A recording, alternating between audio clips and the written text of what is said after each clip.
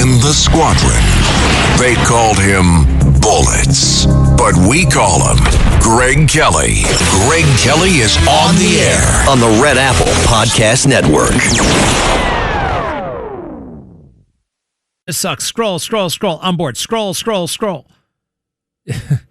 Take a moment and think and listen and take in data before jumping to, I know exactly what's going on here, because so many people don't.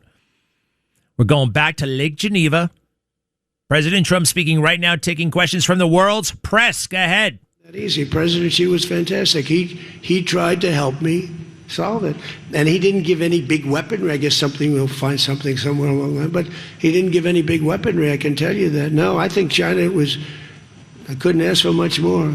Again, they were impacted because they get more than 50% of their oil from the Hormuz Strait. And no, I thought they were fantastic. Okay, how about one more question right here? Go ahead, please. The latest YouGov Economist poll shows that Democrats have lost a 5-point edge on the generic congressional ballot. They just have now just a 2-point lead since February. Do you think that they're losing momentum? Well, I see the Republicans in generics. Generics are very important. I don't know how accurate, because I see a lot of bad polls. The polls are very dishonest, just like a lot of reporters, like these people over here, are very dishonest. CNN, ABC, it's a whole group of them over there. They're really dishonest people. But, and really networks are very dishonest. And they have to straighten themselves out, or they're not going to be very successful, because people don't believe them anymore. But no, the generics are very interesting because the Republicans are coming up strong even before this. You know why? They're seeing all these lunatics, like the guy in Maine with the swastika. For 10 years they've been calling me a Nazi. And now they have a Nazi running. He's got a tattoo on him. I've been denying it for 10 years. They know it's not so, but they've been calling. I don't think they can call it to me anymore. One more? Go ahead, Peter. Let me finish with Peter, because he's been better to me than he's been to Biden. Thank you, President Trump. I have a question about this weekend. Why not stick around for the signing ceremony with this Iran peace deal? I might. You might? Yeah, I might. But I'd rather, this is a memorandum of understanding. It's very important, but it might not be the kind of a document that I should be signing. There's some element to this where you send the vice president. If it works out, great, you look like a genius for sending him. And if it doesn't work out, it's the vice president's fault. I like that idea, sure. What? This way, if it works out, I'm going to take the credit. If it doesn't work out, I'm blaming J.D. You better be careful, J.D. He's going to turn his plane around and get the hell out of here. Yeah, I like that idea. I think it's a good idea. Thank you very much, everybody. Thank you. I love that last part. All right. Because these are the kinds of things that dominate cable news, talk shows, all these silly pundit conversations, right? Actually, this is all being engineered to embarrass J.D. Vance, so he'll take the blame. I don't think anybody can possibly process it that way. That J.D. Vance, J.D. Vance is not embedded in Iran. He goes over. He's not going to. No. If this doesn't work, it's not on J.D. And that's why he answered that so, like sarcastically and amusedly. Yeah, that's exactly right. Oh, that sounds good. It always sounds good right? But that's not the real world. But it's the fake world. It is the fake news. Couple of things interesting. Yeah, he might sign it, but it's also very straightforward. Very straightforward. We will bomb if they don't do it, if they don't cooperate. Also, the $300 billion, is it $300 billion? I don't know, but a lot of this money. Look, you ever heard the phrase carrot and stick, or speak softly and carry a big stick? But I like carrot and stick and carrot and stick. You have to have some incentives in addition to the stick. All right, now we have beaten the stick about the Iranian face and breast, chest, neck, and head. All right, we have done it so severely. And all these so-called experts on Iran who say, well, they only respect this and they won't do that, and you can never trust them. Yeah, fine. I don't trust anybody. Good. But we can monitor. We can basically reward good behavior and punish the hell out of bad behavior. They are human beings. They are still, I don't care how radical they are in their religion, And not everybody over there is radical about their religion.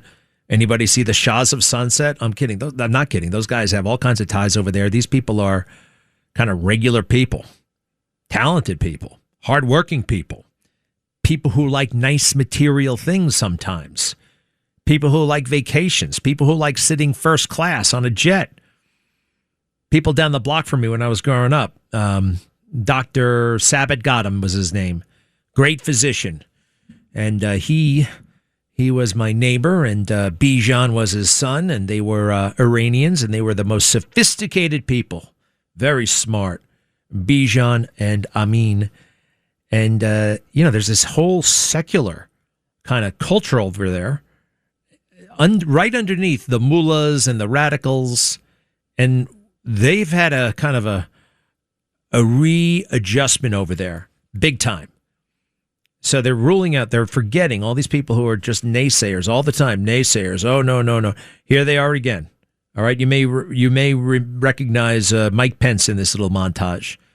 Mike Pence, Joe Scarborough, and John Kennedy, the Republican from Louisiana, who sometimes gets a little bit too much credit for these cornball phrases he comes up with. Cut 4, please. Cut 4. Unless you were homeschooled by a day drinker, no one's confident that Iran's going to do anything. What was my critique? What were the critiques of so many people? You can't trust Iran to do the right thing on a nuclear deal. But in my judgment, you can't trust the Iranians. We don't have to. That's the whole part about this. All right, we're going to get that nuclear dust. Do me a favor. I want to hear Doocy on this thing. Doocy just asked a bunch of questions. I want to hear the wrap. Okay, go ahead. Now in front of the camera and has a microphone and can add to the conversation. A lot to take away from what we just heard, Peter. Yes, and President Trump cleared something really important up. Obviously, we know that the Iranians are signing on to this memorandum of understanding for a reason. It seems like it is a financial reason, but there's been a lot of confusion, especially among the president's critics, about these multi-billion-dollar paydays that the Iranians may be in line for if money. They adhere to the specifics of the memorandum of understanding. So I got the president to explain what the difference is between giving Iran money and unfreezing Iranian money. Listen to this. Can you explain, though, what the difference is between giving Iran U.S. dollars and unfreezing U.S. dollars for Well, the unfreezing, that's an easy one to answer. We have taken a lot of their money, and we have their money. We have taken their money. It's not our money. It's their money, and we froze it. At a certain point in time, I guess we're going to have to give it back. You know, if we didn't give it back, nobody would ever invest in the dollar again. And that's the first time that we've heard that. It obviously comes after a weeks-long embargo that was really, really straining the Iranian economy. And we are now within 48 hours or so of that changing and of billions of dollars starting to flow in possibly every day as the oil sales resume. Something else the president told us at the end, he might stick around for this memorandum signing in Switzerland. For those watching, they might not realize we're just like an hour flight away here in Evian from where we expect the signing to happen in the Zurich area. So if he sticks around in Europe a little bit longer, he could be there himself. If not, he joked, the vice president will be the fall guy. Sandra? So, hey, Peter, it's John here. So at the same time that you were there at the news conference with the president, Sandra and I and many of our colleagues were on a conference call with a senior administration official where we were actually read verbatim the contents of the 14-paragraph memorandum of understanding. And it left a little bit of ambiguity as to this $300 billion that the president rejected out of hand, said that doesn't exist. Well, apparently it does exist. But how exactly it would come to pass is unclear. Did you get any more detail there at the Evian-les-Bains G7 as to how exactly this would work and who would front the money? Yes, and it basically comes down to President Trump thinking that there is a limit to how far you can go in turning another country's infrastructure into rubble. And so he's making the argument that they have hit Iran so hard, at some point you have to stop, and that it would, this is my summary of it, but that he thinks it would be cruel to prevent countries from going in the future and investing to help the Iranians rebuild with whoever is left after the war is over.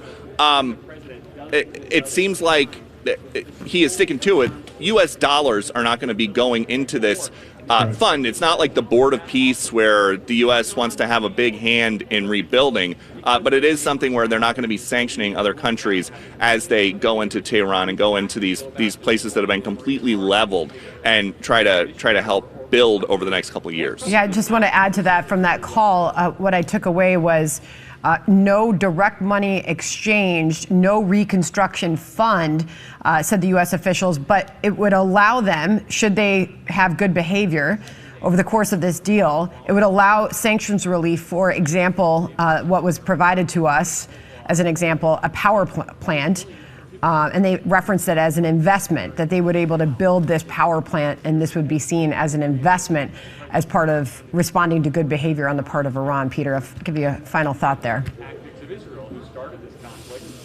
Yes, and I think something that a lot of the critics want to hear is President Trump get some kind of a concession that the Iranians are not going to use that $300 billion that people are investing to rebuild buildings to go and fund a terror proxy group or something. And so if that can be negotiated in the 60 days, I think a lot of the criticism from writers that the president says he used to like and used to be his friends and now he's not such big fans of, I think a lot of that stuff would start to melt away, but there's just, it doesn't sound like, and I was in here, so I haven't heard, or I haven't seen the text of this 14 paragraphs yet, but it seems like that is something that is not in there yet.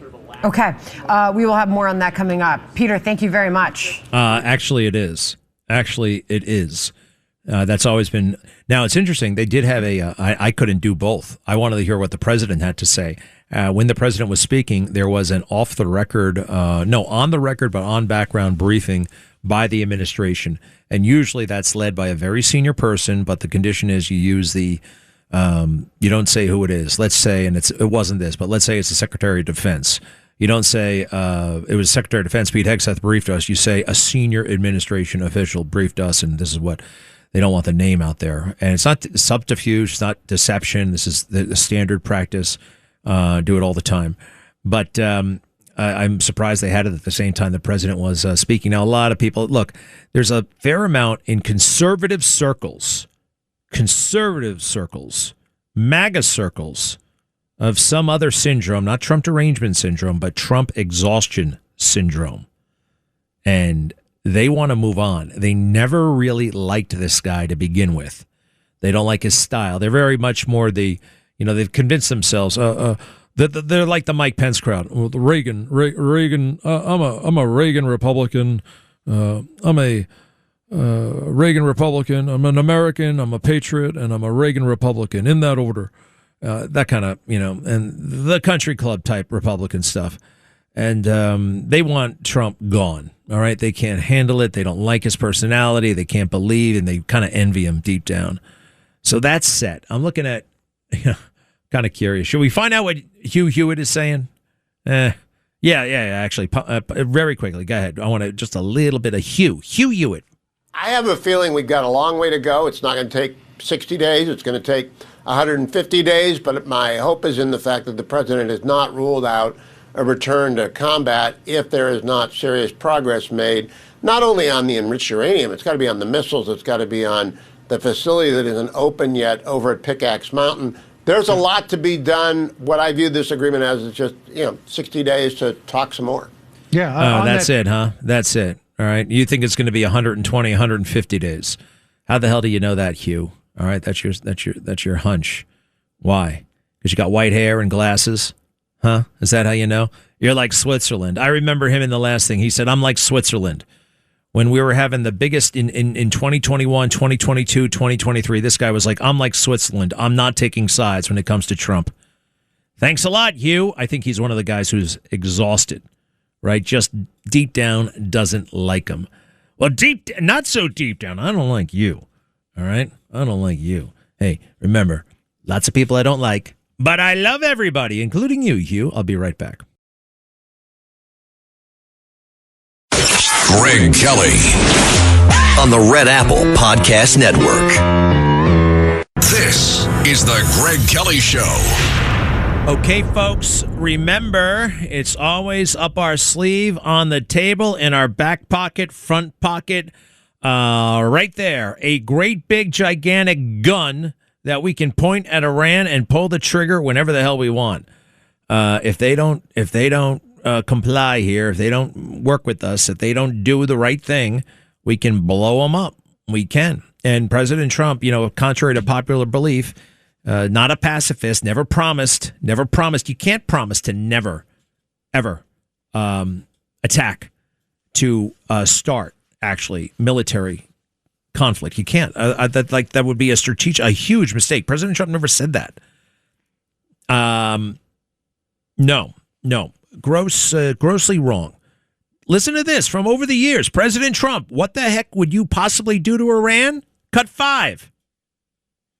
I'm going to bomb the out of them. It's true. I don't care. They've got to be stopped. I would bomb the out of them. I would just bomb those suckers. That's right. I'd blow up the pipes. I'd blow up the I'd blow up every single inch. There would be nothing left. But if I were the president, I would inform the threatening country, in this case Iran, that if you do anything to harm this person, we are going to blow your largest cities and the country itself to smithereens. We're going to blow it to smithereens. You can't do that. That's not a pacifist. It's always been on the table, and kind of in a way now more than ever. However, I don't think we need it because they've been smacked around so hard. They've been smacked around big time. A lot of people who don't get much opportunity to be tough are pretending to be tough right now by being deeply critical, right? You can be, oh, wow, look at you. You're a hawk. Oh, you're a hawk on Iran. Are you doing the bombing? Are you sitting in an aircraft carrier for 9 months? Huh? Is it on you? No, it ain't. You got your blog or your podcast or your Twitter. Oh, big man. You don't have a clue. You don't. And you know what? You never had faith in Trump. A lot of you are fakers. I know who.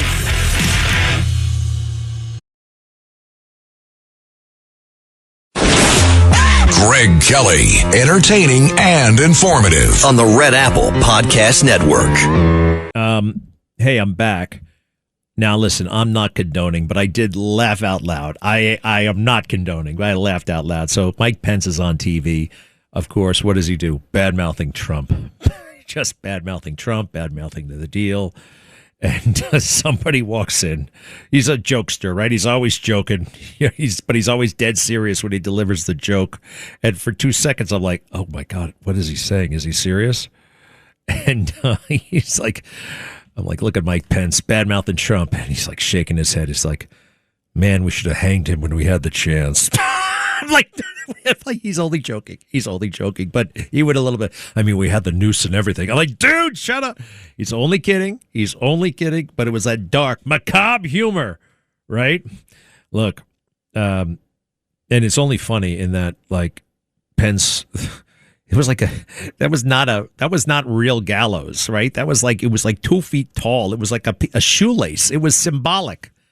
And I think, quite frankly, it was probably erected by the FBI. All right. It's probably erected by them back then. Some sort of psyop against President Trump. Big time a psyop. Hey, a couple of other things that are going on that I want to emphasize here. It's come out that Gavin Newsom, he's desperate for attention. Did my friend John Macari call? Yeah. Go ahead and make that arrangement, okay? I got to talk to him. He's a great cop, not with the NYPD anymore. He stuck up for himself. He didn't want to take the COVID vaccine, which, you know what, is his absolute right. And they fired him for it. He's got a great big hot podcast right now. John Macari, welcome back, sir. So appreciate you. How are you? Yeah, doing well, Greg. How's everything with you, my friend? I'm pretty good. I want your take, please, on what I saw the other night. Now, first of all, how long were you in the NYPD? I was in the NYPD just shy of 18 years. 18 years, and they gave you that big hassle on the vaccine, right? Yeah, it forced me out. They forced my hand. They were going to fire me in 7 days, or I had to take the vaccine. So I opted for an early retirement. So it was a constructive termination. It wasn't an actual termination. Right. I retired, still have my good guy letter, retired ID card, all that. So. Well, good for you, but you're uniquely positioned to, with your skill and the recent time you had in the NYPD. Look, I was appalled by what happened the other night in Times Square. School buses set ablaze, mobs just all over the place on 8th Avenue, 9th Avenue, taking over the streets. And I think this is a failure, and it's totally attributable to Jessica Tisch, the police commissioner, almost to a lesser extent the mayor. We knew he was a bum. We knew he was okay with this stuff. Just your take, please, on Saturday night. Yeah, I mean, listen, it was obviously expected. You had 4 nights of riots after every Knicks finals game, even the finals games that were in San Antonio. So it was obviously expected. I was hoping they would have a much better posture for Game 5, and it turned out they didn't. They notified every cop. They pulled all the cops in, and 5 times in a row, the cops felt like they had no direction. There was no clear leadership. And then basically what happened is they surrounded Madison Square Garden. They made a safe zone around the garden, and they let all of the outskirts of New York City basically deal with themselves. So if you were lucky enough to be in an area where people weren't looting, rioting, beating people up, burning buses, pulling people out of vehicles, smashing cab drivers, then you were okay. But if you were in those areas, you were left on your own. If, God forbid, you needed to call 911 for anything, ambulances couldn't even get to you. Fire trucks couldn't get to people. EMS couldn't get to people. And I agree with you. It's a failure on Jessica Tisch, but I also hold the mayor responsible because this is the type of posture he said that he wanted. He didn't want a strong protest posture. He wants the NYPD to be in a hands-off position. He's funding almost near $1 billion to these organizations for violence interrupters and for his Department of Community Safety. Yet I didn't see them out there that night. Call 911. Are they showing up? You know, I ought to start one of those community violence interrupter groups. Make a little cash. It's such a scam. Throw out some T-shirts and count the money. So, hey, listen to Mamdani the next morning. I mean, you saw that scene, and look at what he gets away with. Go ahead, please. What an incredible night. What an incredible morning. I'm doing great. How are you? I'm doing good. It's good to see you again. Did you get any sleep? You know, I went to sleep at 3:45 a.m. and like most New Yorkers, woke up asking myself, did that really happen? People have been waiting for this for 53 years. And there have been so many heartbreaks, so many near misses, so many years, every year where we've told ourselves it's the year. And for it to actually happen now, I mean, there's nothing more we can ask for as New Yorkers. How about public safety, for crying out loud? We don't need another cheerleader. We don't need another Knicks fan. Totally disgusting. And by the way, wasn't Jessica Tisch, like, that was her thing, though? That was the understanding. She was going to stand up to the mayor and professionally run the NYPD. She can't do that, and she won't do that. No, yeah, they basically said it was a victory, that they completely ignored it. Oh, it was just a small few people acting up. No big deal. We lost 42nd Street on Times Square, which is the most iconic street, I think, in the entire world. It's called the Crossroads of the world for a reason. That's its nickname. I mean, and you would think if anywhere in New York City would be safe, you would be safe in Times Square, yet we had bus drivers ripped off their buses lit on fire, cab drivers, just people that didn't know what was going on driving through the city, ripped out of their cars were destroyed. I mean, it was a complete failure. And, you know, I'm glad he got to go to bed at 3:45 in the morning, because most of my friends were still out there dealing with all of these people that still at 3:45 in the morning that were out there rioting, that the mayor is unwilling to pull desk appearance tickets for. He's making sure that if they even get bothered by the cops at all, or if they are arrested, they're immediately released and sent back out onto New York City streets. And what are the cops telling you? I mean, like, here they are. They have to have a hands-off approach, but it's still hard work. They still have to be there and almost to witness this. It's just a very strange position for them. Oh, it's horrible. They're completely demoralized. I mean, everyone has an exit plan, from the guy that just walked into the New York City Police Department to the guy that has over 20 years on. And that was never the case in the past. And they're completely demoralized to the point they feel that there is absolutely no leadership. When they're given the tools to win, they win. when they're told to stand back, they stand back. And as per the guidelines that was set forth before them under Eric Adams, under the protest settlement agreement, and now it's been furthered by Jessica Tisch and Zohran Mamdani, because prior to the finals, the NYPD sent out a message reminding cops that you have no arrest authority at these events, basically reminding them the rules of the protest settlement agreement, which states that cops, detectives, sergeants, and lieutenants have no authority. They need authorization from a captain prior to even placing someone in handcuffs. And I was like, it basically set the stage for what you see. I know. I saw that crazy consent decree. Could you do me a favor? If you have it, if you have the reminder, I'd love to see it. All right. If one comes your way, I'd love to see the reminder. Absolutely. John McCarry, thank you. Tell us a little bit about your podcast. Yeah, I mean, I think we're doing well. We just hit about 260,000 subscribers on YouTube. We've been getting about over 2.3 million views a month there, plus our social media goes pretty far. And, we weigh in on the politics in New York City. We do a lot of interviews with retired cops, but we have politicians on there. We had Zohran Mamdani on there. He went running off. What do you mean he went running off? It's been popular.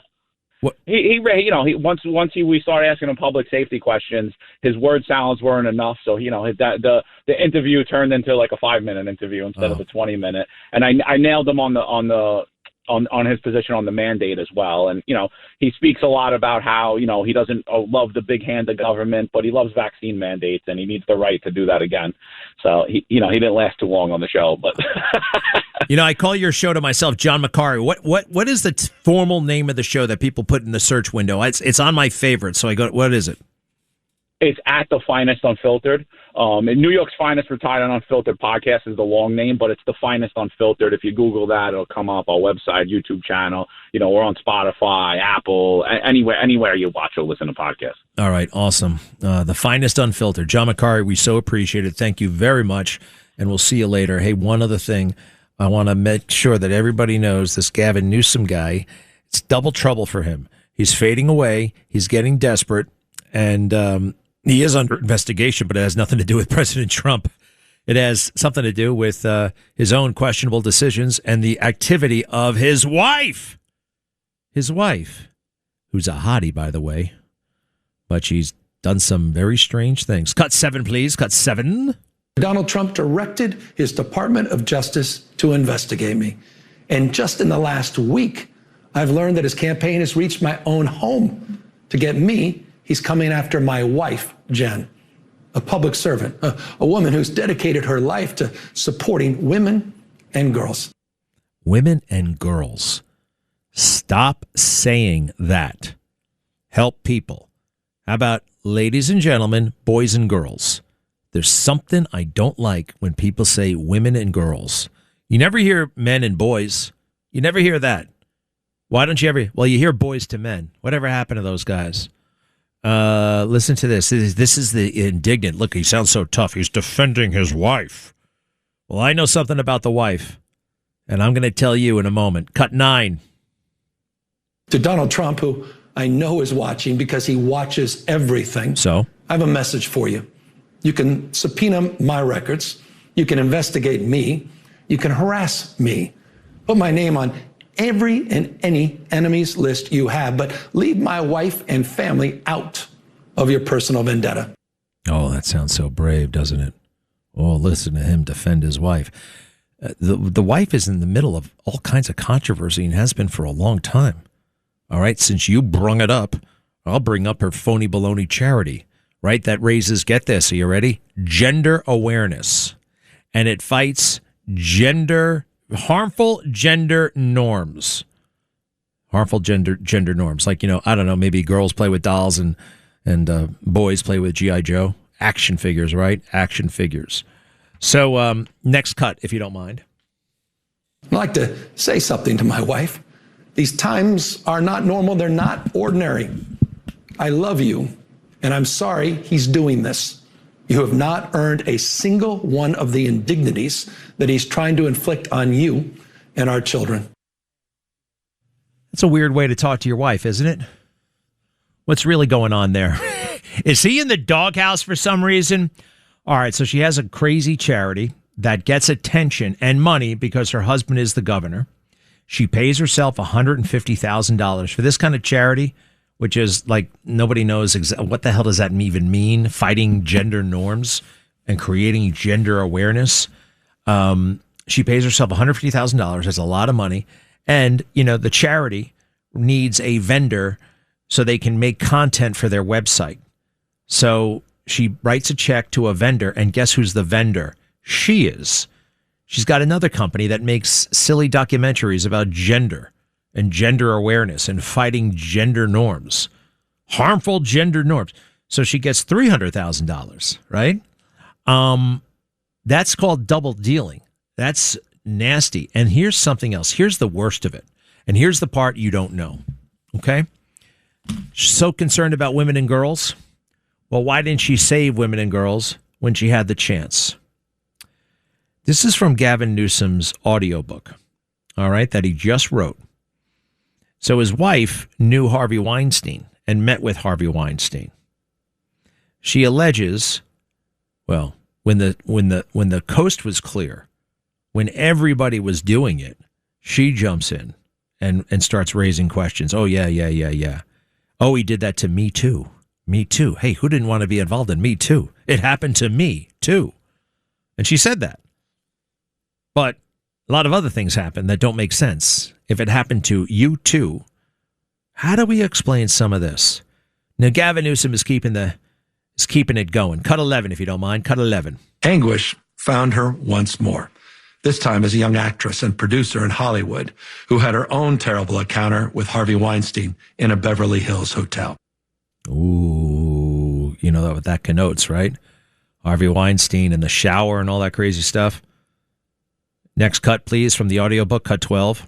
We were attending a Hollywood function one evening when Weinstein intruded on our intimate space, lumbering within a few inches of Jen, ostensibly to say hello. He did not even pretend to notice my presence, but the way he looked at her, I'll never forget. I watched the color drain from Jen's face and her body stiffen. Wow. Did he really see those things? Because, here's the deal. She reached out to Harvey Weinstein 2 years after she was allegedly raped to help Gavin Newsom with his PR issues. And Gavin Newsom had some serious PR issues. Anybody remember that he had the affair? Didn't pay a price for it. And I'm not saying this is the reason to not like Gavin Newsom, but it's kind of part of it. Cut 14, please. Everything you've heard and read is true. And I am deeply sorry. Greg Kelly, entertaining and informative on the Red Apple Podcast Network. 800-848-9222, 800-848-9222. Wonder what it's like to actually be the president of the United States, right? To be the focus of attention, the world, right? All the time, all that riding on you. Got to be very difficult, obviously. But I think he's built for it. Hey, little things like, every room you go in for the rest of your life, all eyes are on you and everybody's judging you. Yes, Mike. Hello, 800-848-9222. Mike, are you there? Oh, yes, Greg. Yesterday I called about the ships stuck in the Gulf of the Persian Gulf, full of oil. Uh-huh. Most of the oil comes from Iran. Yeah. Now, we hear on the news that Iran is dying shortage of cash, probably going bankrupt. But that oil is paid for to Iran. That's in the ships, correct? I don't know how the oil business works. I know that the money, is not flowing to Iran, but it's poised to. And the money they get back, right, that's frozen, and the money that they will be selling for oil. We're not talking about all that much oil, comparatively speaking. It's not just one Strait of Hormuz full of oil, a couple of ships. It's day in and day out for the next, for days, weeks, months, years. So, you're talking about a handful of ships, whether they have oil, whether they've been paid for or not. Why? What do you want to do about it? Well, they're reporting that Iran is on the edge of bankruptcy. They have money owed to them. Yeah, and they do. So what's their problem? Well, what do you mean, what's their problem? Okay, who closed the Gulf, Iran or the U.S. Navy? Well, there are two issues, right? We're blockading the coast. Iran screwed around with the strait because of the mines, and those mines are going to take time to be cleared, right? Big picture, no nuclear. That's what this whole damn thing was about, no nuclear. They've agreed to it, and if they don't keep it or they don't agree, we'll bomb them. Thanks for listening to The Greg Kelly Show. You can hear The Greg Kelly Show weekdays at 12:15 on 77 WABC. If you like the podcast, share it with your friends and listen anytime at WABCRadio.com and download the WABC Radio app. Hit that subscribe button on all major podcast platforms. Plus, follow WABC on social on Instagram, TikTok, Facebook, and X. See you next time for a new episode so you never have to wonder. What the heck is going on here?